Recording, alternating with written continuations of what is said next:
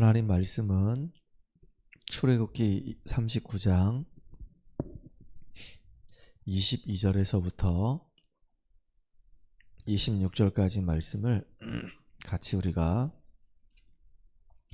합독을 하겠습니다. 출애굽기 39장 22절에서부터 26절까지 말씀입니다. 그가 에봇받침 긴 옷을 전부 청색으로 짜서 만들되 그 옷의 두 어깨 사이에 구멍을 내고 갑옷 깃같이 그 구멍 주위에 깃을 짜서 찢어지지 않게 하고 청색, 자색, 홍색 실과 가는 배실로 그 옷 가장자리에 성류를 수놓고 순금으로 방울을 만들어 그 옷 가장자리로 돌아가며 성류 사이사이에 달되 방울과 성류를 서로 간격을 두고 번갈아 그 옷 가장자리로 돌아가며 달았으니 여호와께서 모세에게 명령하신 대로 하였더라. 아멘. 오늘 우리 수요예배에서는 말씀 성취의 주역이라고 하는 제목으로 같이 말씀을 나누도록 하겠습니다. 오늘 우리가 읽은 본문 마지막 절 26절 하반절에 보면은 여호와께서 모세에게 명령하신 대로 하였더라 라고 하는 말씀이 있어요. 하나님께서 모세에게 말씀을 주시고 모세에게 주신 이 말씀이 성막과 이제 제사장의 옷을 만드는데 그 일을 맡았던 사람이 누구냐면 부살렐입니다. 또 부살렐을 도와서 함께 일을 한 사람이 오홀리압이에요. 그리고 같이 일했던 기능인들이 있어요. 이렇게 모세에게 전달된 이 하나님 말씀이 그대로 이 사람들에게 전달되어졌고 이 사람들이 결국은 하나님이 원하시는 대로 작품을 만들게 된 겁니다.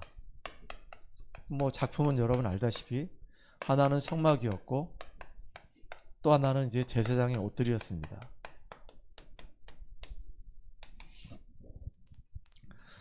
이걸 지금 이야기하는 이유는 뭐냐면 하나님이 저와 여러분을 언약의 전달자로 불러주셨다는 사실이에요. 저는 이 생각할 때마다 참 감사합니다.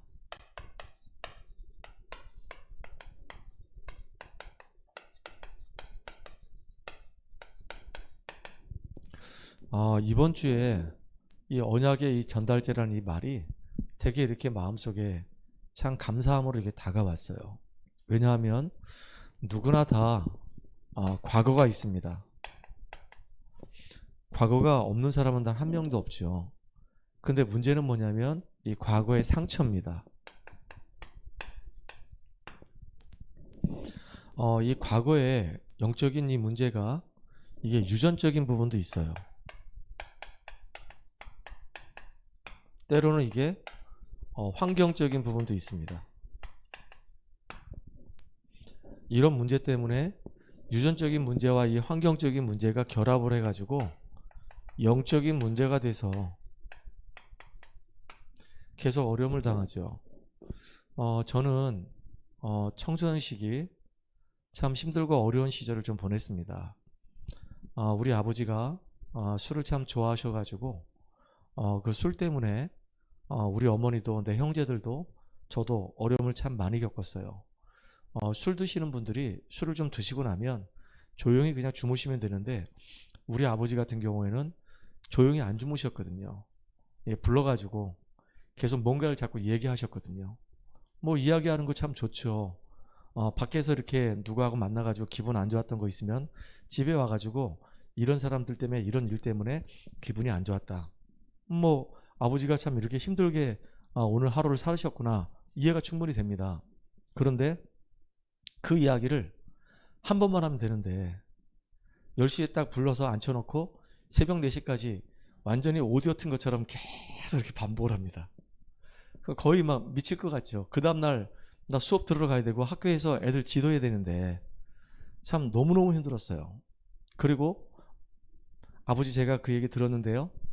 아까 아버지 말씀하셨잖아요. 라고 얘기하면 이게 배웠다고 그래가지고 아버지를 가르친다 그러면서 아버지는 가방줄이 짧거든요. 그때 당시가 되게 어려웠기 때문에 많이 못 배우셨단 말이에요. 그러니까 배움에 한이 있는 겁니다. 근데 저는 대학을 나왔잖아요. 그 교사를 하잖아요. 그러니까 그게 자랑이기도 하면서도 아버지에게는 부러움의 대상이었었던 거예요. 나도 집안 환경만 좀 좋았으면, 머리가 나쁜 것도 아니고 좋았는데 고등학교도 졸업하고 대학도 다니고 그러면서 지금보다 더 좋은 그런 삶을 살았을 텐데, 가정 환경이 너무 어렵다 보니까 제대로 공부를 못했던 거예요. 그러다 보니까 고마운 건 뭐냐면, 본인이 이제 배움에 대한 이 상처가 있다 보니까 우리 자녀들한테는 어떻게 하든지 대학을 다 졸업시키려고 쇠가 빠지게 일을 한 겁니다, 진짜. 그래서 진짜 대학을 보내주셨어요. 근데 너무 고맙잖아요. 감사하잖아요. 그런데도 술을 드시고 오면 항상 똑같은 얘기, 레파토리가 늘 똑같아. 그러니까 그게 너무 힘들었단 말이에요. 근데 그냥 거기서 끝났으면 참 좋았는데, 이게 나중에는 심각한 이제 다툼으로 연결됐어요. 그 계기가 뭐였냐면, 그 전까지는 내가 예수 안 믿었거든요. 맹씨 집안의 장손으로서 아버지가 하자는 대로 제사 다 지냈거든요. 1년에 한 10번도 넘는 제사를 많이 지냈거든요. 근데 내가 예수를 믿기 시작하면서부터 제사를 이제 지낼 수 없다라고 얘기하니까 아버지가 속이 많이 상하셨나 봐요. 그래가지고 그것 때문에 또 그게 이제 시비가 돼가지고 거의 매일 싸우다시피 했었어요. 진짜 너무 힘들더라고요. 이게 사는 게 진짜 사는 게 아니었거든요. 너무너무 힘들었었어요. 그러다가 이제 복음을 만났고 복음 안에 있는데 이게 이해가 안 되는 거예요. 나는 벌써 다락방 안에 들어와가지고 벌써 훈련도 따라 붙고 신학원도 가고 그다음에 월화 집회도 가고 매주마다 메시지 듣고 계속 나는 나름대로 복음 누린다고 하는데, 이상하게 집에만 딱 가면 우리 아버지만 딱 만나면은 벌써 마음이 확 상하는 거예요. 기분이 너무 안 좋은 거예요. 너무 힘든 거예요. 그러니까 아예 그냥 안 마주치는 게 상책이라. 그러니까 내가 가면은 아버지 계시나 안 계시나 보고 싹 도망가고, 아버지 돌아가시다 싶으면 나가버리고, 아버지하고 부딪히면 싸우니까 아버지하고 안 부딪히도록 가진 애를 다 쓰는 겁니다. 근데도 안 돼요. 어차피 잠을 집에 가서 자야 될 거 아니겠습니까? 계속 싸우는 거예요. 나중에는 어느 정도냐면은 아버지가 너무 미운 겁니다. 세상에서 그렇게 미울 수가 없어요. 내가 가장 사랑했던 분이었는데 이제는 신앙적인 이 부딪힘 때문에 가장 미운 사람이 된 거예요. 그런데 어느 날 이제 깨달아지기 시작한 겁니다. 뭐가 깨달아졌냐면은 영적인 눈이 열리기 시작한 거예요.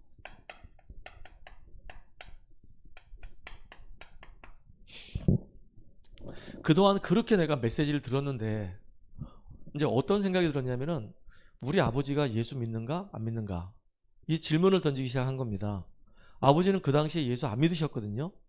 그럼 아버지가 예수를 안 믿으면은 아버지의 신분은 하나님 자녀인가 마귀 자녀인가? 하나님 자녀 아니잖아요. 그러니까 마귀한테 잡혀가지고 사실은 이용당하고 끌려다닐 수밖에 없는 거였단 말이에요. 그러니까 아버지 의지와 전혀 관계없이 아버지 인생은 사단에게 잡혀가지고 종로로 타는 인생이 되는 거예요. 밖에 나가서도 늘 수고하고 무거운 짐을 짊어지고 살 수밖에 없는 것이고, 늘 밖에 나가서 이렇게 인정받고 자기가 하는 일에 어떤 성취감을 맛보고 오면 좋은데, 그렇지 못하다 보니까 안으로 들어와서 집에서는 또 기분 나쁜 부분들을 풀어버리고 막 그랬단 말이에요. 그러니까 아버지만 힘들었던 게 아니라 온 가족이 다 힘들었던 거예요. 근데 이제 눈이 열리기 시작했는데, 어떤 눈이 열렸냐? 가만히 보니까 아버지가 하나님 만나지 못했어. 신분이 마귀자녀야. 그럼 마귀의 종로로 살 수밖에 없는 거예요. 아버지 자체가 지금 힘들어. 아버지 사는 그 자체가 행복하지 않아. 기쁨이 없어. 감사가 없어. 그러니까 아주 별거 아닌 것 같고 사소로운 거 가지고 시비를 걸면서 이제 본인도 힘들고 모든 가족을 다 힘들게 하는 거예요. 그때 내가 느낀 게 뭐냐면, 우리 인간은 어느 누구를 막론하고 하나님 만나지 못하면 신분은 마귀 자녀다. 마귀 자녀이기 때문에 종로로 탈 수밖에 없다. 절대로 이 마귀는 우리를 행복하게 해주는 존재가 아니다. 우리를 고통으로 몰아넣고 멸망으로 몰아넣는 것이다. 거기에 우리 아버지가 심부름하는 것이다. 마귀의 심부름하는 것이다. 그러니까 아버지 보는 눈이 달라졌어요. 예전에는 아버지가 그렇게 미웠거든요. 진짜 돌아가셨으면 좋겠다. 극한 상황까지 갔었단 말이에요. 그런데 이 눈이 열리고 나니까 있죠. 아버지가 너무 불쌍하다. 내가 아버지를 놓고 기도해야 되겠다. 이런 마음이 생긴 거예요. 아버지도 피해자다. 여기서 이제 내가 해방되고 나니까 이제 아버지를 보는 관점이 달라지기 시작한 거예요. 아버지한테 내가 생전에 그런 말 한 번도 해본 적이 없는데 우리 아버지를 내가 포옹을 하고 끌어안고 아버지 사랑합니다 라고 얘기했다니까요. 이거는요 기절할 일이에요. 그러니까 우리 아버지가 내가 다 가서 끌어안고 아버지 사랑해요 그랬더니 갑자기 나를 확 밀치면서 뭐하는 짓이야 징그럽게 이러는 거 있죠. 근데 내가 밀쳐나면서 우리 아버지 눈빛을 사르게 봤거든요. 근데 그 눈빛이 싫은 눈빛이 아니야. 아주 좋아하는 눈빛이었어. 아, 아버지가 이게 부끄러워가지고 평상시에 이런 것을 안 해보니까 스킨십을 안 하니까 이게 부끄러웠지만 아버지 내심은 참 이게 좋았구나 그랬단 말이에요. 근데 이 과거가 저에게는요 복음의 전달자로 쓰임받는 도구가 된 거예요. 원래는 금요일날 오후 3시에 이렇게 만나기로 약속이 잡혀 있었단 말이에요. 오늘은 제가 우리 이제 원주 시찰의 목사님들이 제천에서 모임이 있어가지고 오전에 이제 그 모임에 참석했고 같이 예배드리고 그 다음에 이제 식사를 하고 그러면서 이제 앞으로 우리 시찰 모임을 어떻게 발전적으로 이제 이끌어 갈 것인가 이런 건설적인 회의를 했단 말이에요. 밥을 먹고 있는데 전화가 온 겁니다. 원래 금요일날 만나기로 한 그 친구의 어머니한테 전화가 온 거예요. 목사님 너무 고마워요. 우리 아이를 이렇게 목사님 만나주시고 예배 드려주시고 우리 애가 이렇게 목사님 만날 때마다 조금씩 이렇게 바뀌어지는 모습 보니까 너무 고마워요. 근데 목사님 어제 우리 아이가 또 이렇게 발작을 했습니다. 우리 아이를 아무래도 정신병원에 입원시켜야 될 것 같아요. 목사님 어떻게 생각하십니까? 그래서 일단은 어머니 제가 그 아이를 만나볼게요. 만나보고 그 아이하고 대화 나눠보고 또 오늘 예배를 드려줄 테니까 일단은 한번 잠깐 기다려 보세요. 그리고 제가 또 사역이 스케줄이 있었단 말이에요. 횡성에 가서 이제 사역을 2시 반 사역하고 3시 반 사역하고 원주로 오자마자 바로 그 친구한테 가서 내려오라고 해가지고 집 앞에까지 가서 그 친구 만난 겁니다. 만났는데 싸웠던 계기가 뭐냐면 아버지하고 관계 속에서 이게 서로 소통이 안 되다 보니까 그래서 이제 다툼이 일어난 거예요. 그 얘가 너무 힘들다 보니까 이제 정신병원에 자기가 가겠다고까지 얘기한 거예요. 그래서 제가 오늘 이 얘기를 한 겁니다. 그 친구한테. 너하고 나하고 만나가지고 내가 가계도를 쭉 이렇게 그리지 않았냐. 너의 아버지, 그 다음에 그 형제들, 그 다음에 할아버지, 그 윗대까지 이렇게 아버지 쪽으로 계보를 쭉 한번 우리가 같이 그려봤고 또 어머니 쪽으로 우리가 이렇게 가계도 계보를 한번 그려보지 않았냐. 근데 쭉 그리다 보니까 어머니 쪽으로 쭉 올라가다 보니까 그 친구의 외증조 할머니가 조현병이 있었던 거예요. 그러니까 이게 유전적인 부분이죠. 정신문제가 그 집안에 올 수밖에 없는 겁니다. 그러다가 아버지가 좀 성격 자체가 부드러운 분이 아니고요. 욱하는 성질이 있는 거예요. 좋을 때는 한없이 좋은데 기분이 나쁘면은 막 욱, 왁, 왁 이렇게 화를 막 내요. 그러니까 애가 위축이 된 거예요. 어릴 때부터 계속 아버지의 그 성격 때문에 위축이 된 거예요. 그러니까 아버지가 두려운 거야. 불안한 거야. 너무 좋은데 아버지가 화를 냈다 그러면은 그게 자기한테 너무 큰 상처가 되는 거예요. 그러니까 아버지를 만나고 싶지 않고 아버지를 피하고 싶고 도망가고 싶은 거예요. 근데 어떻게 합니까? 아버지를 안 만날 수가 없는데. 그러니까 어린 시절에는 아버지가 하는 그 모든 행동과 아버지의 그 모습 때문에 얘는 요 상처가 그 가슴 속에 차곡차곡 쌓여가지고 어느 날 이게 심각한 정신문제로 조현병으로 공황장애로 조울증으로 발현돼 버린 거예요. 그러니까 이제는 집에서 감당이 안 되는 거야. 애가 조금만 눈빛이 달라지거나 조금만 이상한 행동하면 엄마가 막 이제 경기를 일으키는 겁니다. 애를 만나는 것이 너무 무서운 거예요. 막 집어던지고 막 그러니까. 그래서 내가 그 아이 만나서 네가 지금 나하고 만난 지가 이제 한 대여섯 번 됐는데 지금 네가 이 눈을 뜬다는 것은 쉬운 일은 아니지만은 한번 우리가 잘 한번 따져보자. 지금까지 우리가 이 생명 노트, 이 구원의 길 계속하지 않았냐. 그러면 너네 아버지가 하나님 만났니 안 만났니 물어본 겁니다. 안 만났어요. 그 아버지 신분은 뭐냐? 마귀자녀예요. 그렇지. 그러면 아버지는 영적인 눈이 안 열렸고 영적인 사실 모르기 때문에 누구의 이용당하겠니? 마귀의 이용당해요. 그래, 마귀가 가장 원하는 게 뭘까? 너 개인과 너네 가정에 행복을 주는 걸까? 아니면 고통으로 멸망으로 몰아가는 걸까? 불행을 주는 걸까? 불행을 주는 거예요. 그러면 아버지가 그렇게 막 심부름 당하고 있을 때 너는 어떻게 해야 되겠니? 아버지가 원수니 아니면 아버지가 정말로 불쌍한 사람이니? 얘 생각이 바뀌어진 거예요. 아버지가 너무너무 불쌍한 사람으로 보인다고. 그래, 아버지가 이제 불쌍한 사람 보이시면은 이제는 조용히 아버지 배우 역사는 흑암을 꺾어버려라. 절대 아버지 앞에 가가지고 아버지는 마귀자냐 이렇게 절대 얘기하지 말아라. 그러면 진짜 집안이 완전히 그냥 박살난다. 그러니까 우리가 영적으로 아버지가 마귀한테 잡혀있고 신분 자체가 마귀자녀라는 거는 너만 알고 있고, 이제 아버지가 이제 어느 날 복음 듣게 되면 이제 스스로 알게 되는 날이 온다. 그 전까지 네가 그 배우의 역사는 흑암을 진짜 꺾어라. 너는 하나님 자녀이기 때문에 이 영적인 싸움에서 네가 승리할 수 있다. 그랬더니 얘가 들어올 때는 참 힘들게 들어왔어요. 오늘도 보니까 있죠. 남자아이인데 이 손톱의 이 길이의 한 반 정도가 앞으로 이게 나온 거예요. 이렇게 손톱을 기른 거죠. 전체적으로 손톱을 다 길렀어.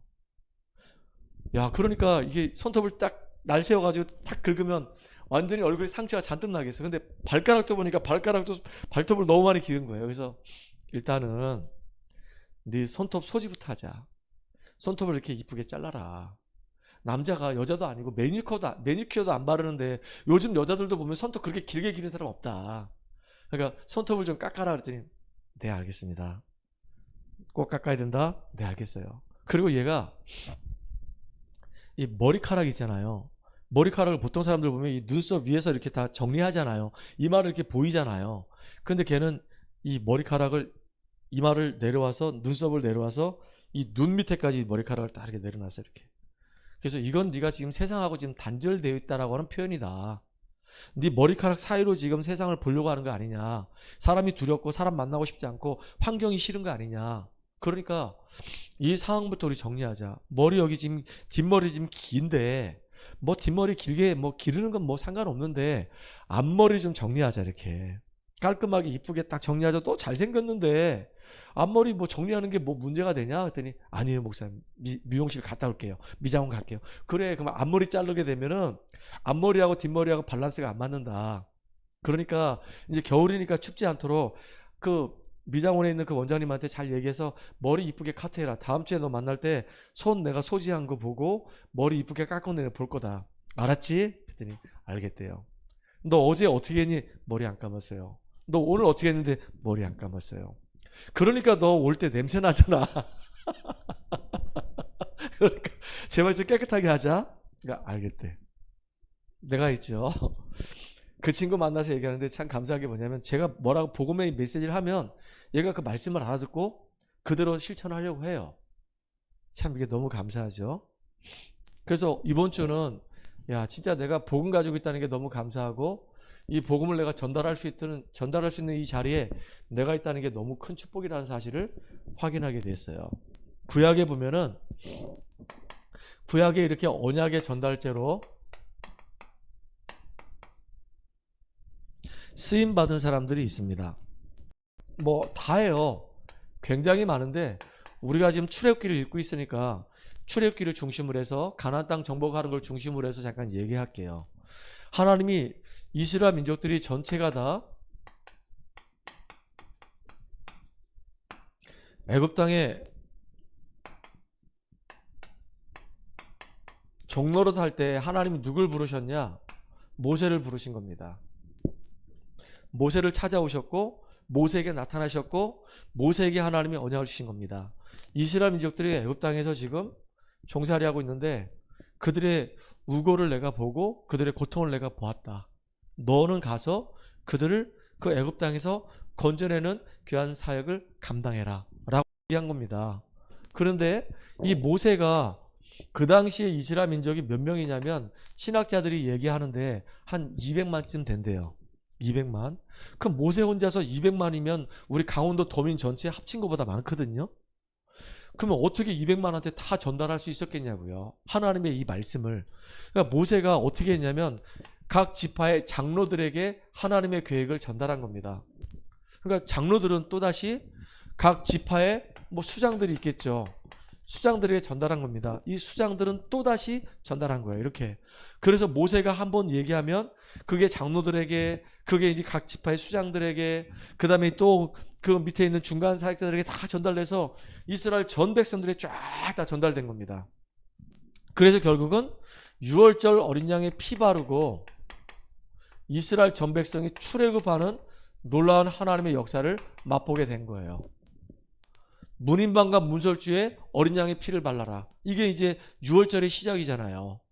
그게 얼마나 감사합니까? 그거로 끝난 게 아니라 진짜 하나님은 전 이스라엘 백성들이 알기를 원하는 게 바로 뭐냐면 이 세절기의 축복이었었어요. 너희들이 어떻게 애굽에서 빠져나왔냐? 6월절 어린 양이 피 바른 날 구원받지 않았냐? 광야길을 갈 때 너희들이 굶어 죽어야 되는데 하나님이 너희들을 보호하시고 지키지 않았냐? 그게 오순절이고, 너희들은 이 땅을 살고 있지만 천국 배경을 가지고 살아가는 것이다. 이게 전달된 겁니다. 참 감사하죠. 이렇게 언약을 전달한 거예요. 또 보면 또 중요하죠. 하나님이 시내산에서 모세를 부르셔가지고 이스라엘 전 백성이 광야에서 승리할 수 있도록 성막을 만들고, 오늘 얘기한 것처럼 이 제사장의 옷을 만들려고 하는 겁니다. 누구에게?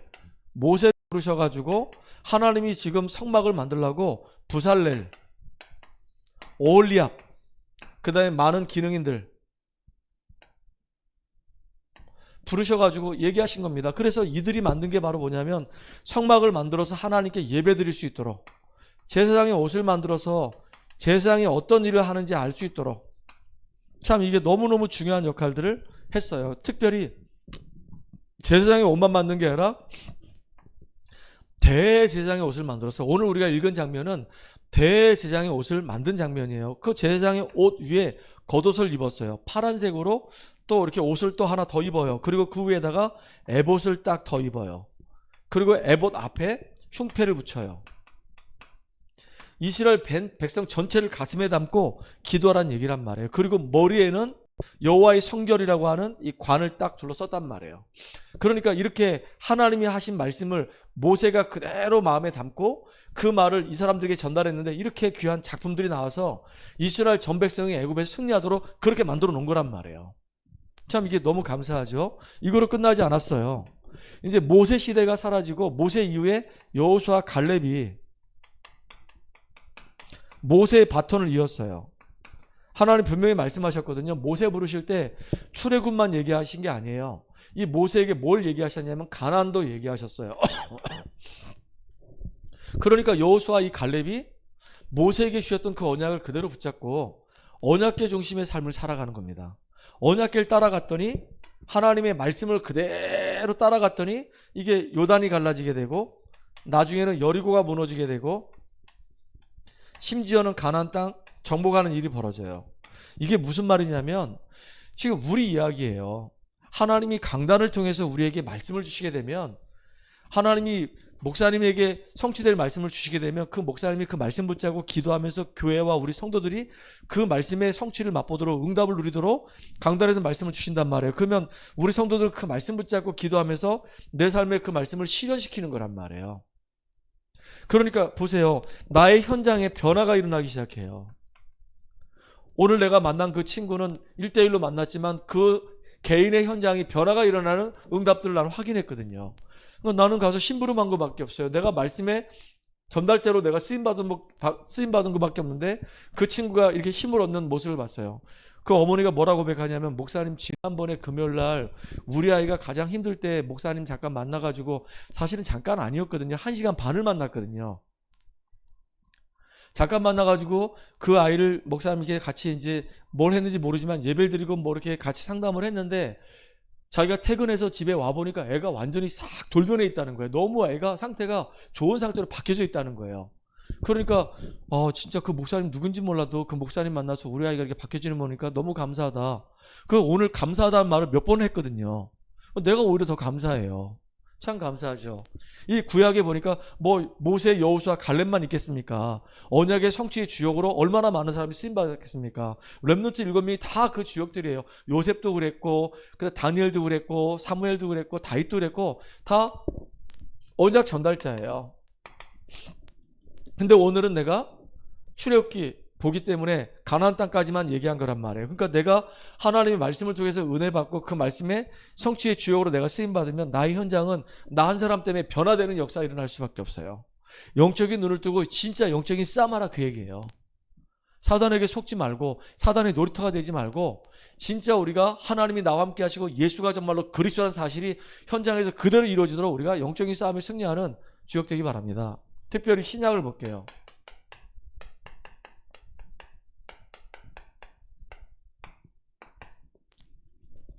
신약을 보게 되면 하나님 주신 언약이 있습니다.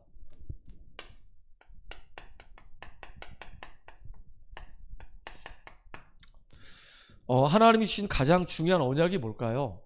아담과 하나님과 늘 함께 할 때는 아무런 문제가 없었단 말이에요.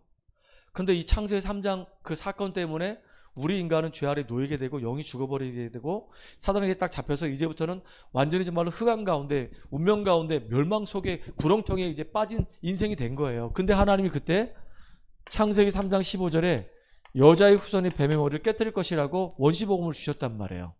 여자의 후손이 올 것이라고 얘기했어요.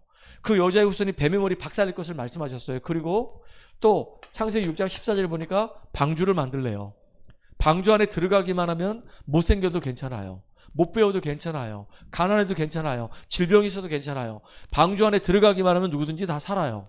그리고 오늘 말씀하신 것처럼 희생제물을 드리래요. 그러면 출애굽 역사 일어나는 거예요. 구원의 역사 일어나는 겁니다.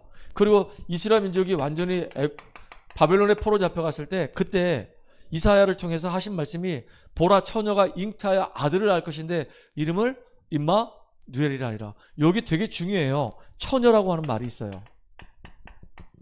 이 말은 남자를 알지 못하는 여자입니다. 동력녀를 통해서 성녀로 잉태돼서 아들을 낳을 것인데 그 이름을 임마누엘이래요. 임마누엘이라는 말은 하나님이 우리와 함께 하신다 그런 뜻이에요. 엘 하나님, 누 우리와 임마 함께 하신다. 하나님이 우리와 함께 하신다. 이거는 히브리어이기 때문에 거꾸로 읽어요. 이렇게. 그러니까 하나님이 친히 우리를 만나주시고 우리와 함께 하시고 죄에서 우리를 해방시켜주시고 우리를 붙잡고 있는 사단을 박살내시고 우리가 하나님의 언약 안에 들어가기만 하면 살 수 있도록 축복의 길을 열어주신다고 이미 우리에게 주신 언약이 있단 말이에요. 근데 이 언약이 그대로 성취가 됐어요.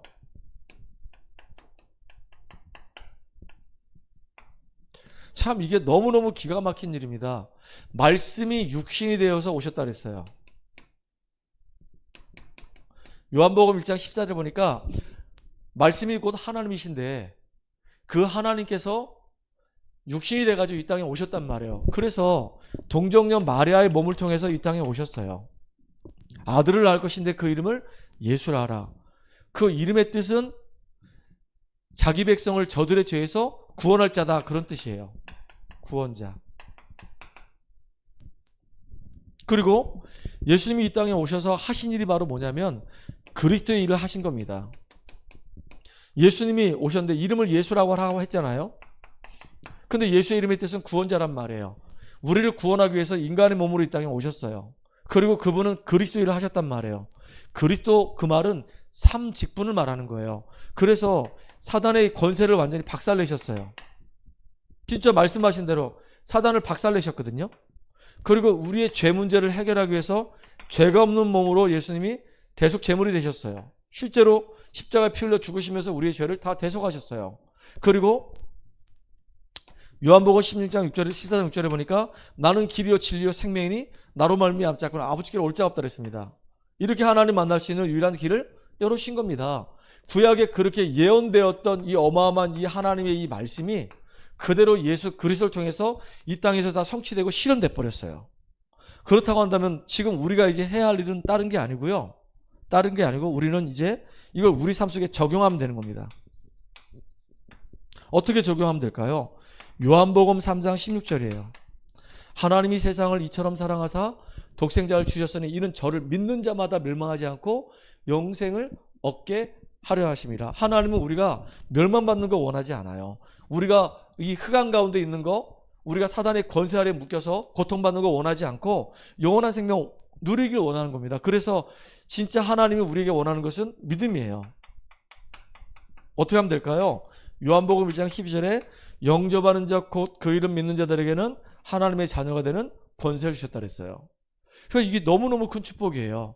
예수를 그리스도로 영접하게 되면 하나님의 성령께서 우리 속에 오셔서 성전 삼으시고 우리 안에서 영원히 우리와 함께 하시고 세밀히 인도해 가시는 거예요. 우리 안에 들어오신 그 예수님은 영원히 떠나지 아니하시고 우리를 고아처럼 놔두지 아니하시고 항상 우리와 함께 하신다 말씀하셨어요. 마태복음 28장 20절에 보니까 세상 끝날까지 너희와 항상 함께 한다고 주님 말씀하셨거든요. 그러니까 예수님께서 이걸 다 이 땅에 오셔서 다 이루셨단 말이에요. 그러면 성경에 보니까 증인들이 있어요.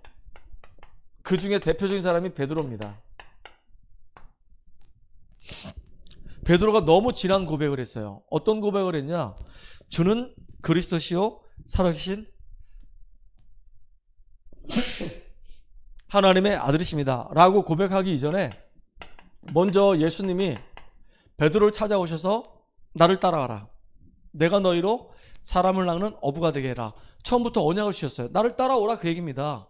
그러면 너희로 사람을 낚는 어부가 되게 하라 말씀하셨어요. 그리고 이들에게 뭘 또 말씀하셨냐면 마가복음 3장 13절 15절에 보니까 원하는 자를 부르시니 나온지라.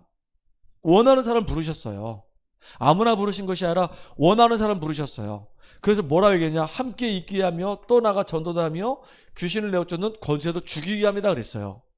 그러니까 부르시고 이제는 함께 하시면서 전도도 하면서 현장의 흑암세를 무너뜨릴 수 있는 어마어마한 권세도 주셨단 말이에요. 근데 이 베드로가 이게 너무 놀랍죠. 이제 부활하신 주님의 말씀을 붙잡고요. 초대교회 성도들이 모여서 기도하기 시작하는 겁니다. 마가의 집에 모여서 이 언약 성취를 놓고 기도하는데 실제로 놀라운 일이 벌어졌어요. 예루살렘 전체 어마어마한 일이 벌어졌습니다. 약속하신 성령이 충만함이 임하게 되고 15개 나라 사람들이 복음을 받게 되고 베드로가 복음을 전했는데 그 말씀이 그대로 성취되고 제자가 일어나고 완전히 현장에 변화가 일어나는 엄청난 응답을 누렸단 말이에요. 이게 누가 누린 응답이냐? 진짜 말씀의 정인으로 이 언약 전달자로 베드로가 누린 축복이란 말이에요. 그러면 이 축복을 여러분도 동일하게 누릴 수가 있어요. 참 이게 감사하죠. 우리에게 똑같은 응답을 주셨단 말이에요. 또 다른 사람이 한 사람이 있어요. 바울이에요. 바울이 정말로 예수 믿는 사람 잡아 죽이는데 눈이 뻘건 사람 아니었습니까? 그런데 바울을 다메섹에서 하나님이 꺾으셨어요. 예수님이 완전히 꺾으셨어요. 그러면서 하신 말이 뭐냐면 이방인들과 임금들과 이스라엘 자손들에게 이 복음을 증언하기 위해서 택한 나의 그릇이래요. 그 부르실 때부터 아예 목적 자체가 있는 겁니다. 언약 전달자로 부르신 거예요. 그런데 이 바울이 바나바와 함께 사도행전 11장 25절로 26절에 보니까 안디옥 교회에서 1년 동안 그들을 양육하기 시작합니다. 근데 주의 손이 함께하고 주의 은혜가 보이고 그러면서 이제 그리스도인이라고 하는 칭호를 이제 받기 시작하는 겁니다. 놀라운 일이 벌어져요. 그거로 끝나지 않죠. 진짜 하나님 말씀대로 이들이 사도행전 13장에 보니까 전도팀이 구성돼 가지고 아시아로 마게도냐로 나중에는 저 로마까지 정말로 복음을 증거하는 말씀의 전달자로 쓰임받는단 말이에요. 말씀의 성취의 주역으로 다 쓰임받는 거예요. 너무 멋있잖아요. 그러니까 우리가 정말로 말씀 성취의 주역으로 쓰임받는 축복의 주역들이 되기 바랍니다. 여러분들이 너무너무 소중한 거예요. 그러면 결론적으로 얘기할 때 어떤 내용을 가지고 우리가 전달할 거냐 이거예요. 첫 번째 가장 중요한 게 진짜 예수는 누구신가?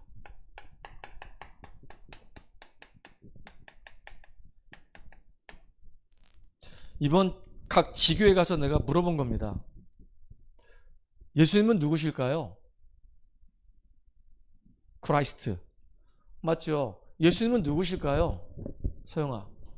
예수님은 누구시니? 그리스도. 아까 크라이스트 얘기했잖아. 그리스도. 예수는 또 누구시니? 하나님의 아들이자 또 하나님이십니다. 또 예수님은 누구시니? 그 그리스도 안에 포함되어 있는 말이고. 잘 맞췄어요. 예수님은 하나님이세요.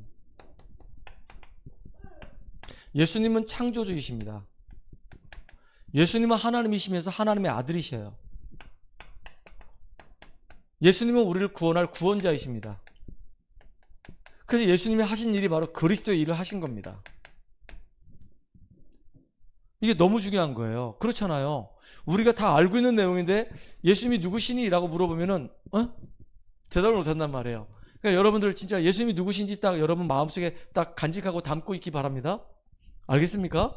예수님은 우리를 구원하기 위해서 이 땅에 오신 구원자고, 예수님은 창조사역 때 창조의 일을 같이 하셨던 창조주고, 예수님은 하나님이시면서 예수님은 하나님의 아들이시란 말이에요. 주는 그리스도시요 살아계신 하나님의 아들이십니다 라고 얘기하고 있고요. 예수님이 하나님이라는 말이 어디에 있을까요? 성경에 있죠. 성경 어디에 있을까요? 한번 찾아보세요. 디도서 1장 13절. 디도서 1장 13절 한번 찾아보세요. 지금 디도서 1장 13절 찾아보면 거기에 예수님이 하나님의 아들이라고 나와 있어요.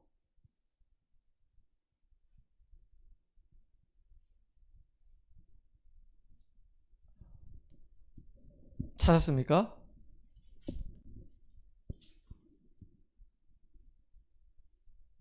디도서 1장 13절 한번 찾아보세요.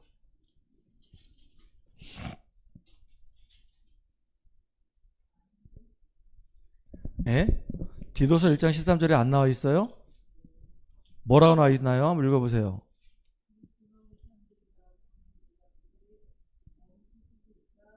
아유, 미안합니다. 디도서 1장 13절이 아니고, 에이? 맞는데? 디도서인데? 디도서. 에이? 그러면은, 잠깐만. 2장 13절이다. 디도서 2장 10, 미안해요. 디도서 2장 13절. 디도서 2장 13절에 보니까 뭐라 나와 있어요? 복스러운 소망과 우리의 크신 하나님 구주 예수 그리스도의 영광이 나타나심을 기다리게 하셨으니, 여기 보니까 우리의 크신 하나님 그러면서 구주 예수 그리스도, 이건 크신 하나님과 구주 예수 그리스도는 동격이거든요. 그러니까 우리의 크신 하나님이 곧 구주 예수 그리스도란 말이에요. 그렇죠. 또 있어요.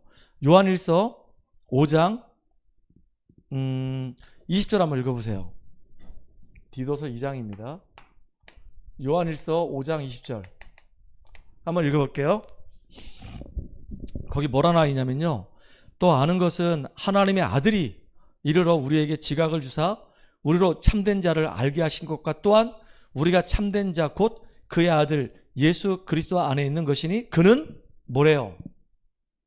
참 하나님이시요 영생이시라. 이 구원파 만나면요, 여호와 증인 만나면요 얘기하세요. 여호와 증인들은요 예수님이 하나님이 아니래요. 근데 성경에 보면 예수님이 하나님이라고 하는 내용들이 여러 군데 나와 있단 말이에요. 여기 나와 있단 말이에요. 이거 헬라어를 가지고도 설명할 수 있어요. 참 하나님이시다. 참 하나님. 자, 이게 중요해요. 예수가 과연 누구시냐 이거예요. 주는 그리스도시요 살아계신 하나님의 아들이십니다. 여러분이 정말로 알아야 되고 꼭 전달할 내용이 예수가 과연 누구신가. 그러면 예수를 믿으면 어떻게 되는가? 예수를 믿으면 구원을 받게 되죠. 그래서 에베소 2장 1절에서 7절까지 보니까 과거 문제, 현재 문제, 미래 문제가 해결된단 말이에요. 과거 문제라고 하는 말은 뭐냐면 아담이 지은 원죄를 말해요. 미래 문제라고 하는 말은 뭐냐면 죄가 있는 사람이 죄 문제가 해결되지 않고 죽으면 지옥 가요. 현재 문제는 지금도 사단은 활동하고 있고 많은 사람들이 운명사주팔자에 묶여있단 말이에요. 불신자 이 6가지 상태 삶을 그대로 살 수밖에 없어요. 예수를 안 믿으면은 진짜 불신자 6가지 상태 속에 죽을 수밖에 없는 거예요. 그런데 예수를 믿으면요 불신자 6가지 상태에서 빠져나온단 말이에요. 그러면 세 번째로 구원받은 자의 축복이 뭐냐 이거예요. 구원받은 자의 축복은 고린도전서 2장 10절로 12절에 우리가 받은 신분과 이 권세란 말이에요. 거기에다 하나 더 붙이면 사명이 있어요. 나는 하나님의 자녀고 성령이 내 안에 함께 하시고 아예 하나님 날 도장을 딱 찍어서 양자의 영을 내 안에 부어주셔서 내가 하나님 자녀가 된 겁니다. 하나님 나와 함께 하시고 인도하시고 내가 기도할 때마다 성령 충만을 주신다고 약속하셨어요. 그게 신분이에요. 그런데다 권세도 주셨단 말이에요. 어마어마한 권세 있어요. 우리가 기도할 때마다 흑암이 무너지고 하늘 군대가 동원되고 천국 배경을 누릴 수 있는 보좌의 축복을 누릴 수 있는 어마어마한 권세가 있어요. 하나님 나를 통해서 이제 세계복음하는 주역으로 나를 부르신 겁니다. 이게 전달돼야 되는 겁니다. 그러면 이 엄청난 이 축복을 우리가 어떻게 누릴 수 있냐? 이 누림의 이 비밀은요, 이게 기도예요.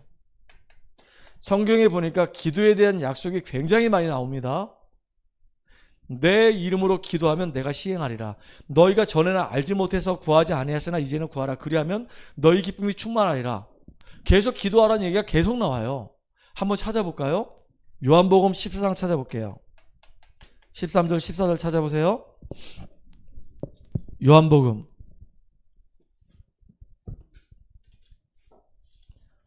요한복음 14장 13절 14절 읽어보면은 너희가 내 이름으로 무엇을 구하든지 내가 행하리니 이는 아버지로 하여금 아들로 말미암아 영광을 받으시게 하려 함이라. 내 이름으로 무엇인지 내게 구하면 내가 행하리라. 분명히 약속하셨어요. 또 요한복음 14장에도 보면은 또 말씀하고 계신단 말이에요. 요한복음 14장 얘기했죠. 또 요한복음 15장도 보면 이런 말씀이 있어요. 7절에 너희가 내 안에 거하고 내 말이 너희 안에 거하면 무엇인지 원하는 대로 구하라. 그리하면 이루리라. 15장 7절. 마태복음 7장 7절로 9절. 구하라 그러면 너희가 구할 것이요 찾으라 그러면 너희가 찾을 것이고 문을 두드리라 그러면 열릴 것이라. 예레미야서 33장 1절로 9절에라. 너는 내게 부르짖으라 그러면 네가 알지 못하는 크고 비밀한 일을 내가 보이리라. 계속 기도하라고 얘기하고 계시거든요. 근데 기도할 때 어떻게 기도하냐? 마태복음 6장 33절에 보니까 먼저 그 나라와 그 의를 구하라. 그리하면 너희 기쁨이 충만하리라 그랬어요. 그래서 이렇게 이 복음의 비밀을 알고 있는 우리가 기도 속에서 이 복음의 이 축복을 풍성히 누리게 되면 그 다음 마지막으로 전도의 비밀이 있어요. 하나님은 우리를 통해서 세계복음화하기 원하시거든요. 그래서 다락방부터 시작해서 지교회까지 여러분이 삶 현장에서 응답을 하나씩 하나씩 받아가는 축복의 주역되기 바랍니다. 그래서 중요한 게 뭐냐면 전도의 비밀 중에서 가장 중요한 게 첫 번째가 여기 있을게요. 성령의 인도받는 거예요. 그래서 사도 바울 팀이 성령 인도받기 위해서 금식하면서 기도했다 그랬어요. 그러니까 성령 인도받는 가운데 가다 보니까 가는 현장마다 복음 전했더니 흑암이 무너지고 성령이 막 역사하신단 말이에요. 성령이 역사하시다니까 그 현장에 중요한 루디아 같은 사람들, 그 다음에 야손과 같은 사람들, 브리스길라 아굴라 부부 같은 이런 중요한 제자들로 성령의 열매가 맺어져요. 이게 전도의 비밀입니다. 여러분들에게 정말로 이 응답들을 이제 하나씩 하나씩 누려가는 주역들 되길 주 여러분 축복합니다. 하나님 감사합니다. 오늘 하나님께서 우리들을 언약의 전달자로 불러주시고 이미 하나님이 구약시대에 주셨던 그 언약을, 그 예언을 예수 그리스도를 통해서 이 땅에 다 성취하셨고 이제 제자들을 부르셔서 그 언약을 이루는 여정 속에 있게 하시고 또 성경을 통해서 그 제자들이 어떤 응답을 받았는지 보게 하시고 오늘을 살아가는 우리가 바톤을 이어받아서 하나님의 이 언약의 전달자로 오늘도 우리가 쓰임받는 자리에 있게 하신 것 감사합니다. 우리에게 성령의 충만함을 누리게 하여 주시옵소서. 사실적으로 복음이 내 것이 되어지고 우리 안에 내면이 치유되어지고 이제는 이 복음의 전달자로 가장 가치 있게 쓰임받는 한 사람 되도록 주님이 역사하여 주시옵소서. 예수님의 이름으로 감사하며 기도합나이다. 아멘.